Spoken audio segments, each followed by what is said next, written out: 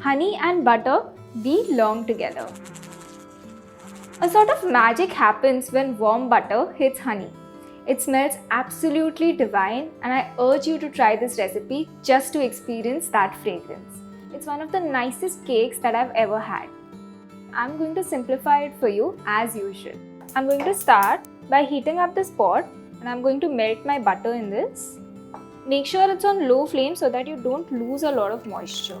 Once the butter starts melting, add in your honey. Now to the pot I'm adding sugar, and I'll keep mixing it. The sugar has almost melted and it has completely incorporated with the butter. Now I'm going to add cinnamon to this and mix it first. It smells absolutely divine. The mixture has started bubbling. I'm going to switch off the flame, and to this hot mixture I'm adding baking soda. Mix it properly. It will start to bubble up. Remove this in your bowl. I know this doesn't start off as a regular cake batter, but stick with it, and this is not going to be a batter. This is going to be a dough. Just stick with it, you'll know what I'm talking about. So to this, now I'm going to add some cold milk just to cool down the mixture quickly. Mix this really well.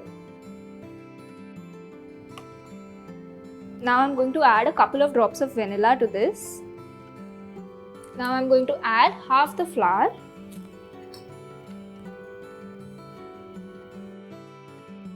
I'm doing this in 2 batches so that it mixes properly.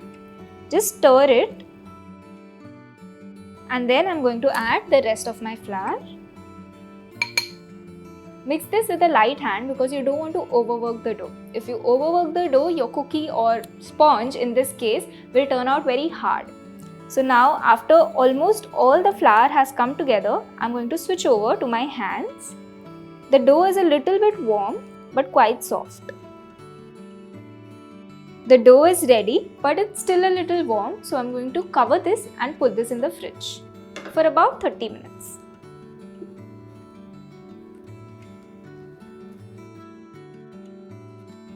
After 30 minutes, the dough is nicely chilled and set. I'm going to portion my set dough into 9 pieces. Cut it into half, portion one side into 4 pieces and the other side into 5. Don't worry too much about the portion size, it's going to be fine by the end of it. I'm going to roll out one of the portions. This cake starts off as a cookie, but as it cools down in the fridge, along with the icing and everything, it turns into a sponge. It takes on all the moisture from the cream. I'm trying to keep it more or less circular. And now I'm going to cut it using my 6-inch ring. Just place it and press it.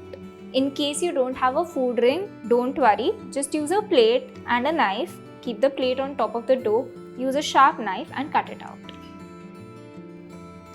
Place the trimmings back into the bowl in a corner. Release this from the silk pad and place it on your baking tray. Dock your cookie so that it doesn't bubble up too much in the oven. I can bake 2 of these on one tray, so I'm going to roll out another one. I'm rolling this out into a thin sheet, about 1/8 of an inch. Make sure this is not too thick, otherwise it won't become very moist once it's in the fridge.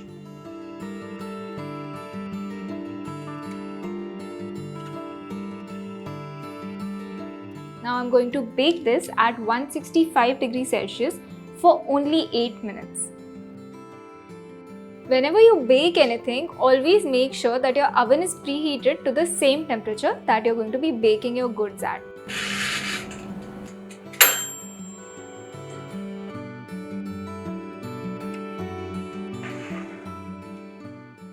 The first batch of our cookies is out of the oven. It smells even better now.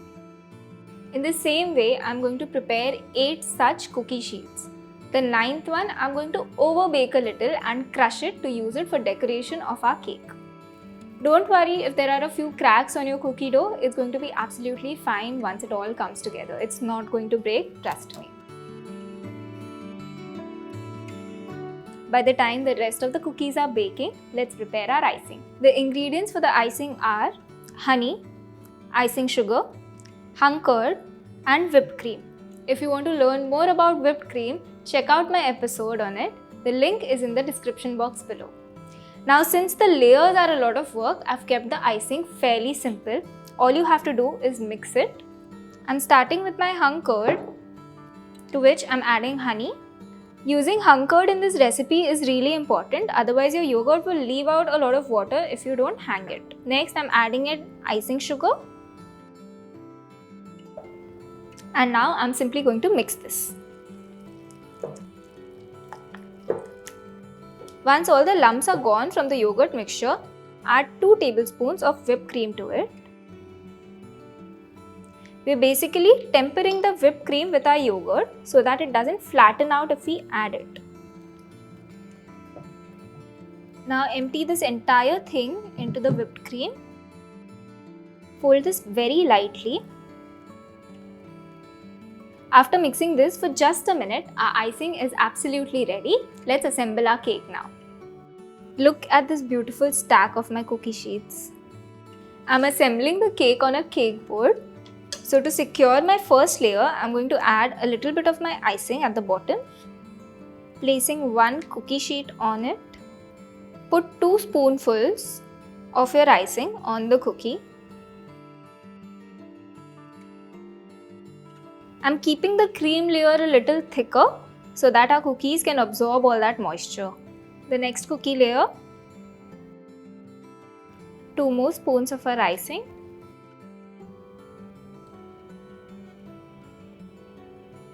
I'm going to continue stacking my cake now. Time to get into that meditative state.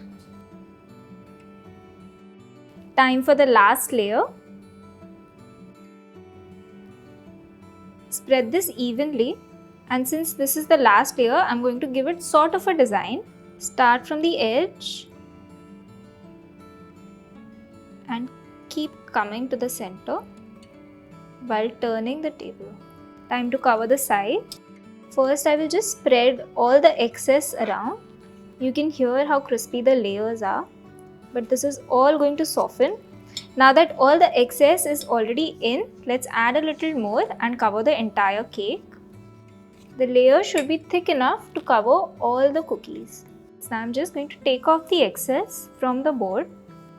This looks so good on its own, right? But I'm going to take this one step further. By the time we prepare our decorations, I'm going to put this in the fridge.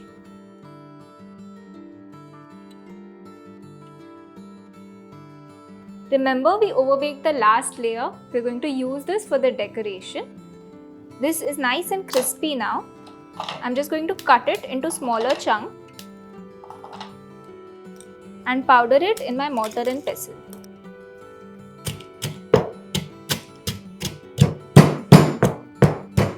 Use a spoon to turn this around so that you can get all the big chunks up and crush them. In case you're done with your workout for the day, use a mixer if you want. I'm just doing this because it's fun. Turn it into a fine powder like this. The crumbs are ready, and now it's time for our finishing touches. I've placed a plate below my cake board so that it can catch all the extra crumbs falling down. That means less cleanup. So I'm just going to take a little bit of my crumbs and push it on the sides.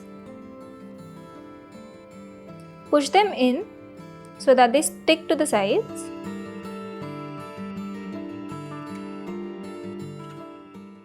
Run your fingers around the cake to remove all the excess crumbs. Lift your cake board carefully and clean it from the sides. This honey cake looks ready right now, but it's not ready to cut or eat yet. This has to chill in the fridge overnight so that the sponge can take in all the moisture from the cream and turn into a proper cake.